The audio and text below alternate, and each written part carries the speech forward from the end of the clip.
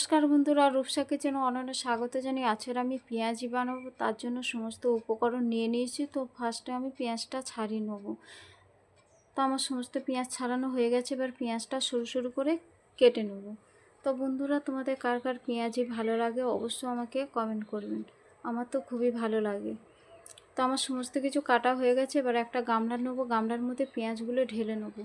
তারপরে লঙ্কা কুচি দেবো, ধনে পাতা কুচি দেবো, পরিমাণ মতো নুন দিয়ে ভালো করে হাত দিয়ে মাখিয়ে নেবো। তারপরে আদা রসুন বাটা দেবো, লঙ্কার গুঁড়ো দেবো, ভাজা জিরে গুঁড়ো, ধনে গুঁড়ো দিয়ে দেবো, হলুদ গুঁড়ো দিয়ে ভালো করে হাত দিয়ে মাখিয়ে নেবো।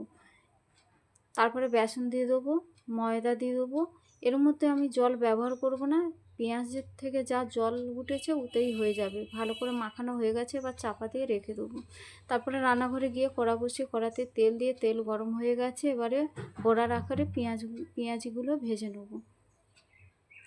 উল্টে পাল্টে লাল লাল করে ভেজে নেব। দেখতেই পাচ্ছ বন্ধুরা, আমার লাল লাল করে পেঁয়াজি ভাজা হয়ে গেছে। এবার আমি তুলে নেব।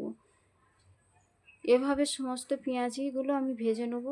তো বন্ধুরা, বর্ষার দিনে গরম গরম পেঁয়াজি, তার সাথে মুড়ি আর গরম গরম চা থাকবে, সন্ধেবেলার টিফিনে পুরো জমে যাবে। তো আমার সমস্ত পেঁয়াজি ভাজা হয়ে গেছে, দেখতেই পাচ্ছ বন্ধুরা, পুরো রেডি হয়ে গেছে। গরম গরম পেঁয়াজি কত সুন্দর লাগছে। এবার আমি খেয়ে দেখাবো কেমন হয়েছে। সত্যি বলছি বন্ধুরা, খুবই ভালো হয়েছে, পুরো মুচমুচে খাস্তা। এরকম মুড়ির সাথে গরম গরম পেঁয়াজি দারুণ লাগছে। এভাবে একবার বাড়িতে বানিয়ে দেখবেন, অবশ্যই ভালো লাগবে। যদি আমার ভিডিওটা ভালো লেগে থাকে অবশ্যই লাইক, কমেন্ট, শেয়ার, সাবস্ক্রাইব করতে ভুলো না। দেখা হচ্ছে